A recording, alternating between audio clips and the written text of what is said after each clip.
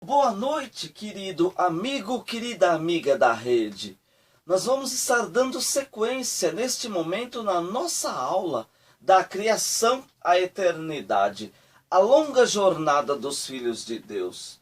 Se você ainda não viu a nossa primeira aula, vai lá no meu canal Edivandro Corrêa no YouTube e veja as aulas também, se inscreva para nos ajudar. Nós vamos agora para a quinta aula. Talvez você já tenha se perguntado, por que a Bíblia trata com Israel de uma forma tão intensa e especial? O que tem eu a ver com Israel? Eu sou um brasileiro. A Bíblia, querido, não é um livro de história, mas é um livro de revelação. É a voz de Deus para nós. Então nós precisamos interpretá-la. Os fatos bíblicos nos influenciam diretamente no plano espiritual, o que nós veremos hoje. Deus tira um homem, Abrão, de uma terra caída na idolatria. E Deus o faz de seu povo, uma nação santa, fiel. Uma nação que dele sairia o Messias, o Salvador. Uma nação que levaria ao mundo a mensagem do Evangelho. Bem, o Salvador Jesus nasceu de Israel, mas o povo não o recebeu. Conclusão, sempre que vemos Israel na Bíblia, Deus está se referindo a todos os povos, cujo Deus sempre tratou com misericórdia, amor e cuidado, mas os povos do mundo também não o receberam e nem o trataram como Deus e nem o adoraram. Assim é hoje. As pessoas recebem a palavra do Evangelho, mas eles não o recebem e também não o adoram como Deus. Você vai ver hoje o grande paralelo que existe entre o que viveu Israel naquele tempo e o que nós vivemos nos dias de hoje. O livro de Gênesis termina com a morte de José do Egito na terra de Gósen, no Egito, juntamente com seus irmãos. A palavra diz em Êxodo 1:8 que se levantou um novo rei no Egito que não conhecia José. Você pode ter se perguntado, como pode ter se passado apenas 40 anos e se levantou um rei que não conhecia José? Nós não temos essa resposta na Bíblia, mas se vermos na história geral, temos um grande indicador do que isso pode ter ocorrido. A história geral conta, e também na Bíblia nós podemos ver que o Egito ele foi uma grande potência mundial naquela época. Então nós vemos pela história geral que esta riqueza despertou o interesse de diversas nações do mundo, de invadir e dominar o Egito. E assim o fizeram. Liderado por uns povos de nome Ixos, eles invadiram, dominaram e colocaram um novo rei no Egito deles. E esse novo rei, ele não conhecia José. E ele via o povo de Israel se fortificar e se multiplicar. Então ele disse: esse povo ele é muito numeroso. E de certo eles vão se unir aos nossos inimigos e vão se levantar contra nós. Nós vamos afligi-los com escravidão para que eles não se fortaleçam, disse o rei. Então, por volta de 360 anos, dura foi a vida dos filhos de Israel no Egito. E ainda como agravante, o rei mandou matar todos os recém-nascidos meninos dos filhos de Israel, no propósito de diminuir a população ou matar o libertador. Porque muitos conheciam a profecia que José falou a respeito do retorno à terra de Canaã. Mas eu quero dizer que nenhuma ação maligna tem força diante dos projetos e as determinações do Deus Todo-Poderoso. Assim é na minha vida e na sua vida, querido. Nenhuma ação maligna é capaz de nos ferir, porque é Deus, nosso Pai, que nos guarda e nos livra. Aleluia. Glória a Deus. Na aldeia de Egito, na tribo de Levi, um casal, Arão e Joquebede, eles têm um filho menino nesta época. E aí, para eles livrá-lo da morte, a sua mãe, Joquebede, o coloca num cesto e deixa ir por rio abaixo. E quem o encontra? A filha do faraó, que ela recebe ele como filho e põe o nome nele Moisés, que quer dizer tirado das águas. Está lá em Êxodo 2. Moisés, ele foi criado na cultura egípcia, mas ele via o sofrimento dos filhos de Israel. Então, mais à frente, Moisés matou um egípcio e ele teve que fugir da presença do faraó. E ele foi parar na terra de Midian. Lá ele vira um pastor de ovelhas. E ele foi lá, um pastor de ovelhas, na terra de um sacerdote Jetro. E ele se casa com a filha de Jetro, Zípora. E eles têm 2 filhos, Gerson e Eliezer. Bem, Moisés, ele viveu 40 anos no Egito e aprendeu nas melhores escolas de lá. E ele aprendeu também a ser um grande soldado, um valente capitão no Egito. Depois 40 anos em Midian, com seu sogro e a sua família, ele aprendeu a ser um pastor de ovelhas. Ou melhor, Deus o ensinou a ser um pastor de vidas, o preparou. Então Moisés, com 80 anos, em Êxodo capítulo 3, Deus fala com Moisés em uma sarça ardente no Monte Sinai. E o direciona para voltar ao Egito e livrar os filhos de Israel da escravidão. Então Moisés desce ao Egito e chama o seu irmão, convida ele, Arão, para ir à presença do faraó. Mas a palavra diz que Deus iria endurecer o coração de Faraó. E assim o foi.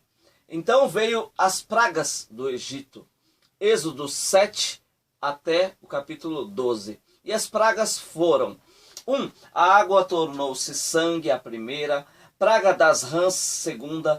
Praga de piolhos, a terceira. A quarta, as moscas. A quinta, peste nos animais. A sexta, as úlceras. A sétima, chuva de pedras. A oitava, os gafanhotos. A nona, as trevas.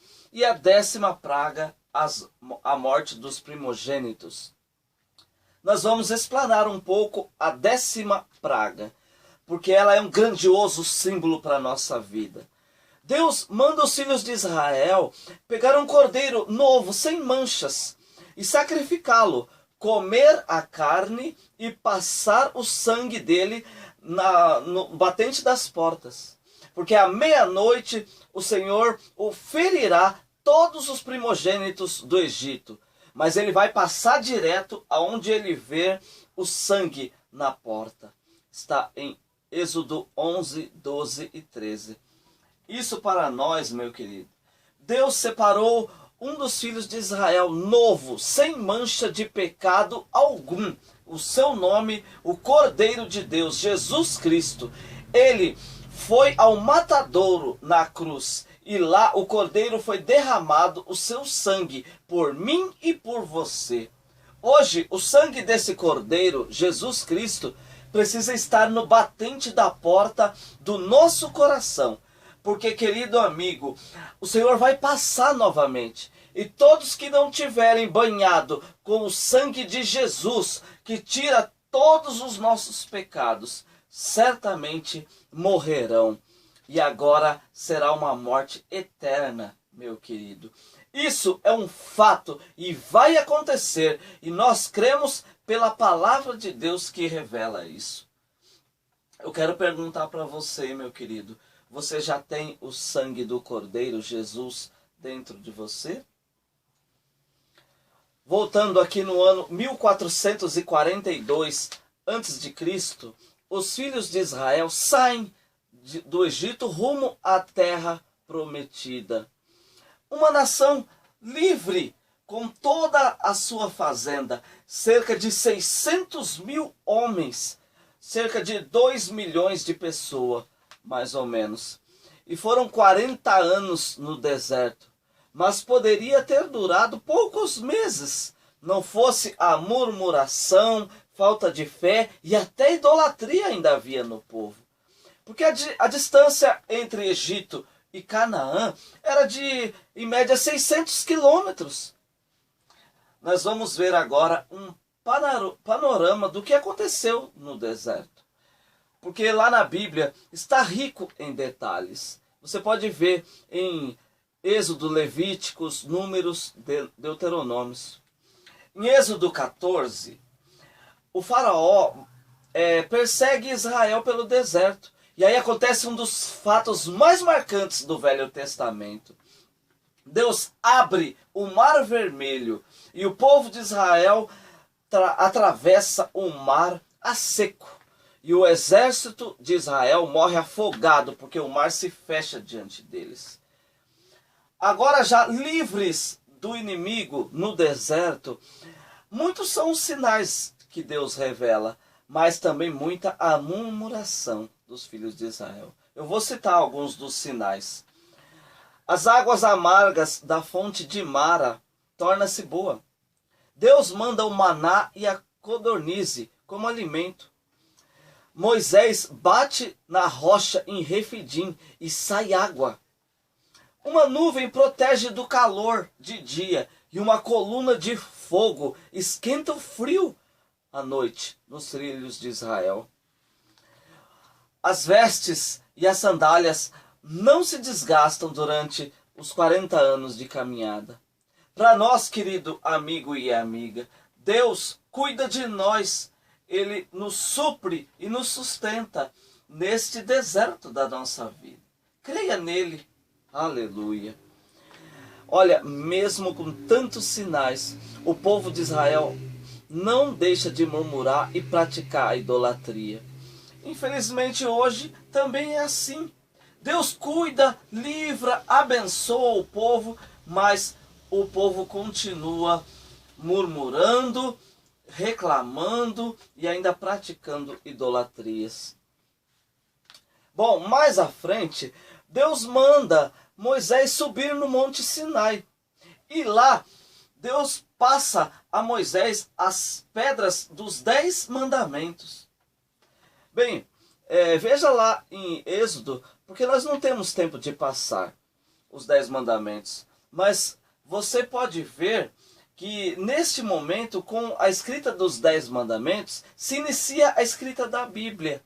A Bíblia começa com os 10 mandamentos. Muitas são as perguntas, os questionamentos de como Moisés teria escrito o livro de Gênesis. Sim, poderia ter passado de pai para filho um pouco, né? Porque nós já vimos aqui que eles porque eles viviam muitos anos, né? Mas principalmente era Deus que passava para Moisés, porque Deus falava pessoalmente com Moisés e Deus mesmo passava a história da criação como foi e a história dos patriarcas. Lógico, ele poderia ajuntar com o que ele ouvia dos seus pais, né? E aí ele escreveu o livro de Gênesis e a história dos patriarcas. Amém, queridos?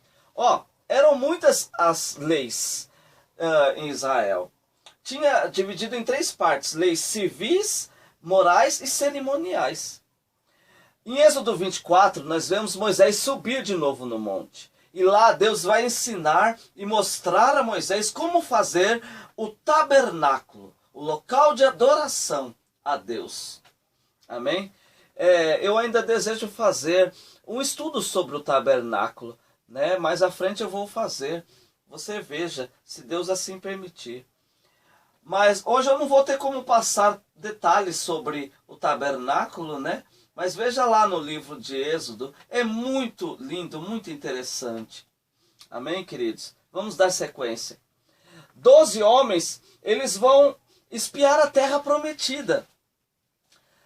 Desses 12, 10 colocam medo no povo e dizem que vai ser difícil tomar a posse, porque o inimigo, ele é forte e poderoso. Mas Josué e Caleb disse: não, Vamos subir lá e vamos possuir a terra, porque é nossa por herança. Josué e Caleb, eles entenderam que como eles saíram do Egito, viveram no deserto, eles venceriam o inimigo, porque sabiam que tudo era pela mão de Deus, nada de força do braço, sabedoria, poder ibélico, tudo era pela graça. Eu e você somos assim também. Se nós conquistamos e crescemos nessa vida, tudo é pela mão de Deus. Se nós temos vida e saúde para trabalhar, é a mão de Deus que nos abençoa com a sua graça e misericórdia. Aleluia. Lá também houve a rebelião dos filhos de Corá. E aí Deus abriu a terra e engoliu todos eles vivos. Está em Números. Também em Números tem o episódio da jumenta que falou com Balaão, porque ele ia amaldiçoar os filhos de Israel. E aí o seu próprio animal fala com voz humana, usado por Deus, para que ele parasse e fosse repreendido. Então, querido, eu e você ficamos em paz, porque ninguém pode amaldiçoar a nossa vida. São 42 episódios marcantes no deserto. Não tem como eu passar todos eles, mas ainda assim nós faremos um dia. Mesmo com tanto erro, Deus chega uma hora que ele dá um castigo final.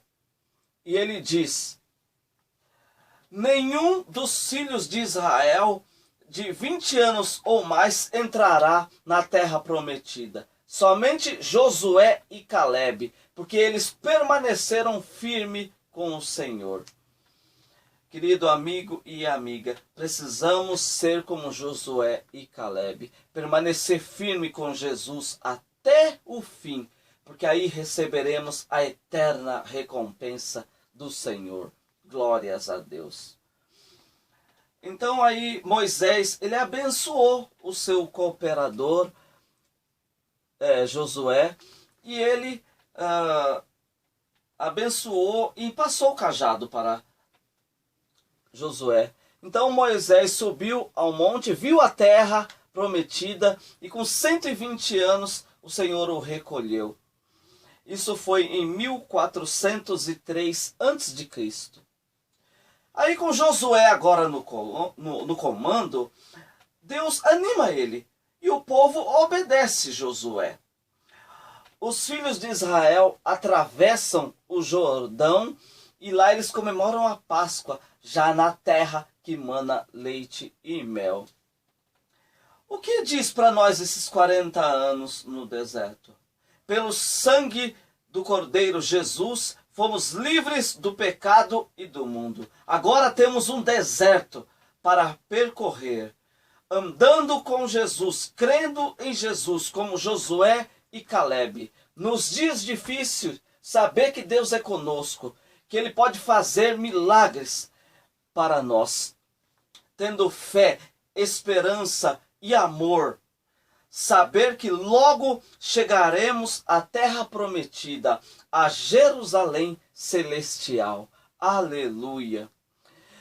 Então, para Josué, agora é hora de vencer os inimigos e tomar posse da terra. Um povo que nasceu no deserto, sem estrutura, vencer inimigos tão fortes e poderosos, tendo aprendido tudo no deserto. E assim foi. A primeira cidade foi Jericó. Pela fé, com 7 voltas, as muralhas caíram. De lá, Jericó, só viveu Raabe e a sua família, porque ela ajudou os soldados de Israel. A próxima cidade foi Ai. Só que lá, eles perderam a primeira batalha, porque os filhos de Israel tinham guardado objetos condenados de Jericó. E aí abriu-se uma brecha na aliança com Deus. E aí Israel perdeu para uma cidade bem mais fraca, Ai. Então aí Deus fala para Josué: santifica o povo e tira os ídolos que eles trouxeram de Jericó. E aí Deus daria Ai nas mãos dos filhos de Israel. E assim eles fizeram e venceram. Em Josué 10, 5 reis invadem Gibeão. E Josué vai ajudar Gibeão. E aí lá, o sol e a lua param por quase todo o dia, até Israel vencer a guerra contra os 5 reis. Só Deus para parar o sol e a lua por um povo. Que coisa maravilhosa. Se Deus fez isso pelo povo de Israel, o que Ele não é capaz de fazer pela sua vida e pela minha vida, querido amigo? Nada é impossível para o nosso Deus. Aleluia. Nos capítulos 10, 11 e 12 de Josué, nós vemos muitas conquistas dos filhos de Israel pela mão de Deus. Temos aí um fato histórico que nós podemos ver nos dias de hoje, desse fato aqui. São as pedras de Amarnas que estão no Museu Britânico de Londres. Lá está escrito nessas pedras que existiam povos que vinham de longe e estavam incomodando os reis de Canaã. E aí está escrito lá: estes são fortes e estão tomando todos os reinos. O nome deles lá está Abrus. Talvez era como eles sabiam chamar, né? E essas pedras estão datadas desta época, 1300 antes de Cristo. Veja só, uma prova, né? Hoje, escrita numa pedra. Isto é maravilhoso, né, querido? Em Josué 14, está na hora de Caleb receber a sua herança. E por que ele recebeu? Nós já vimos isso. Caleb perseverou em seguir o Senhor e recebeu a sua herança. Viu aí como é que nós também podemos receber a nossa herança de Deus? Se nós perseverarmos em seguir o Senhor. Então agora nós vamos atualizar a genealogia. Abraão foi pai de Isaque, que foi pai de Jacó, que foi pai de Judá, que foi pai de Pérez, que foi pai de Esrom, que foi pai de Arão, que foi pai de Aminadab, que foi pai de Nasson, que foi pai de Salmão. E esse Salmão, ele se casou com a Raabe, aquela de Jericó, que nós citamos aqui hoje, né? Essa aqui que eu falei é a geração de Jesus que viveu nesses dias de Josué. Agora, para encerrar esta aula, nós vamos contar e ver o povo que tomou posse. Judá, Simeão, Azer, Naphtali, Adã, Ruben, José, que ele teve a porção dobrada, de Manassés e Efraim, também Benjamim, a tribo de Levi, ela não possuía essas terras, porque eles eram sacerdotes. Então todas as 12 tribos de Israel, eles serviam os levitas e também davam morada para eles. Já no capítulo final ali de Josué, ele exorta o povo a obedecer a Deus e andar segundo a vontade de Deus, né? Assim eu e você somos exortados para seguir Jesus. Então Josué, ele morre com 110 anos, depois de ter reinado por 28 anos como juiz em Israel. E aí ele vem a morrer e o povo de Israel fica sem um capitão, sem um líder nesta época. E nós vamos estar encerrando neste momento, né, esta aula. Né? Espero que você tenha gostado. Veja de novo, porque é rica, né, em vários detalhes. E nós iremos crescer cada dia mais e mais. Eu espero você na próxima aula, se assim o Senhor permitir. Que Deus o abençoe e o guarde. E até a próxima, se assim o Senhor permitir. Amém.